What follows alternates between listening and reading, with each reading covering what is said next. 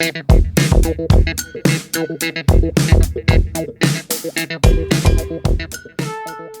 guys, what is up? This is Matthew Davis, me once again. Welcome back to the movie review, aka After I Saw. This time is going to be on Sketch. This movie follows a little girl named Amber and her brother Jack, as Amber likes to write in her sketchbook due to various different reasons, as she makes a lot of dark drawings, like really disturbing drawings. And when she accidentally drops her notebook in this magical lake, those disturbing drawings come to life, and they start threatening the city. And her family have to stop these drawings. Well, specifically her and her brother Jack, as they get separated from their father, and, well, that's kind of getting to spoilers. Now, I know this isn't the biggest movie to be coming out this weekend. This movie isn't on many people's radars, as most people are going to see either Freakier Friday or Weapons, both of which I'm still going to see. But you know what? Because of that, I'm giving this movie attention first because of it. Because the trailer really intrigued me. Because I really liked, the way the trailer was handled. The fact that it had a PG rating, but the movie made it feel like it should be pushed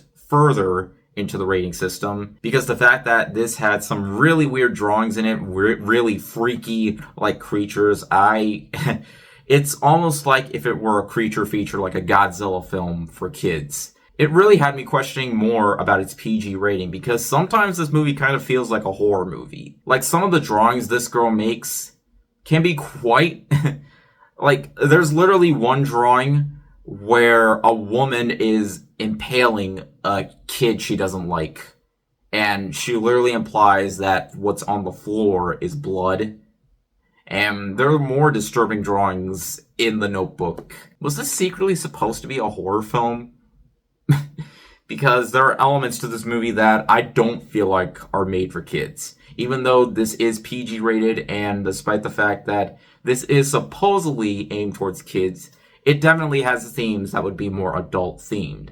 And I'm not just saying that because there are elements to the movie where they're tackling the death of a loved one, because that happens throughout a lot of the movie. It does start off pretty mean-spirited as this family starts bickering, and of course there's, a little bit of like sibling bickery, and that changes a lot later on. But really though, what the movie is really trying to focus on is the character of Amber, as she has been dealing with this the most, and there are elements throughout the movie where she just feels like she has to take her anger out, but she doesn't want to do that. She generally still wants to be a good person, even though what's going on in her life right now isn't exactly how it seems, just due to the fact that, their family has been dealing with this. It has been something that's been done many times, dealing with the loss of your mother, but it can still work.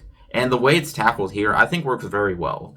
The movie also has elements of comedy, which, yeah, a lot of the comedy kind of relies in from, the kids, because there are times where, it has the basic stuff that a kid would joke about. And that does happen quite a bit in the movie. And it's probably one of the aspects that I don't really feel like works a whole lot unless you're a kid watching the movie. But it still has that same coming-of-age vibe that you would see from a movie involving kids. And as for the dad, played by Tony Hale, he's really good in the movie. He's one of those fathers where, he really wants to try focusing on his kids, but he just feels like he messes up quite a bit. And there are often times where they don't get along a whole lot, but he still is trying his best, to care for his kids. What really worked the most for this movie, in my opinion, is towards the last act of the movie, where it really brings in more of what the movie is trying to tackle. And it does it very well. And as for the sequences involving the creatures, they look really good. The CGI isn't always going to look perfect, but in terms of the designs of the creatures, they look really spot on. Especially that creature that has the googly on one side and the sticker on the other. It looked really cool. And I really like how the movie starts changing into an action film where the kids just, try and fight back against these creatures. And there's no, major villain wanting to conquer the world because these drawings are coming to life. And I know Lecter is right here with me, but who cares? You're not complaining. You never complain. And no one should ever have to complain. Ever. Nah, there's no real bad guy in the movie, but it never really needs it. All it really needs is the characters that, we try to connect to. And they definitely seem like, they're getting better over time as the movie progressed. As of course, Jack and Amber don't get along a whole lot throughout the movie, but they generally still show that they do still care. You know, despite the fact that it does have various cliches we have seen, it still manages to do justice when it comes to its creativity and the meaning behind it. I felt like, you know, the movie just got better as it went on, and when it finally managed to bring the heart in, I felt like it was very well earned. Oh yeah, and before I forget, there's also a part during the credits where they do an advertisement for, you know, this little thing that they're doing where, you know, you can do like a little thing where your drawings can come to life on your phone, which is fine and all, but why did that need to be during the credits? Why couldn't you just make that into like your own separate commercial instead of just, you know, having it put in the movie? Or, I don't know, maybe they could have done that when the movie came out on streaming, or when the movie does come out on streaming.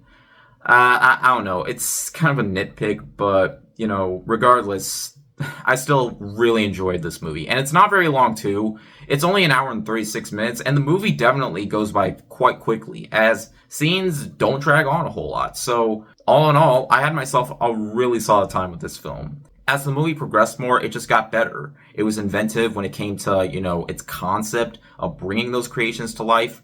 I really felt for some of these characters. Despite the fact that not everybody gets along at first, I feel like it was far more well earned once the movie progressed. It has good meaning behind it. It had quite a bit of fun behind it too, in terms of those creatures coming to life. It has really cool designs, and I really gotta praise the fact that they were pushing the limits of what most movies could show or at least what most PG rated movies could show.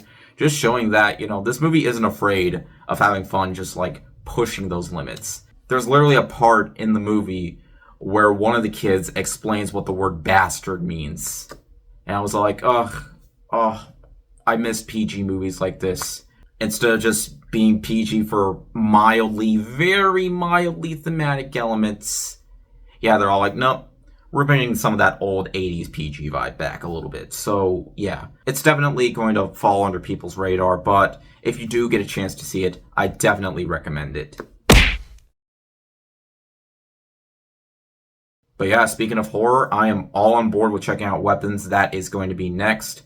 Again, I know there's also Freakier Friday, but I'm doing Weapons first. No doubt about it. But yeah, anyways, thank you guys so much for watching. If you enjoyed the video, make sure to like and maybe subscribe for more. You can also follow me on Twitter, Instagram, or maybe Blue Sky. Links are in the description, and I'll see you guys later. We're out.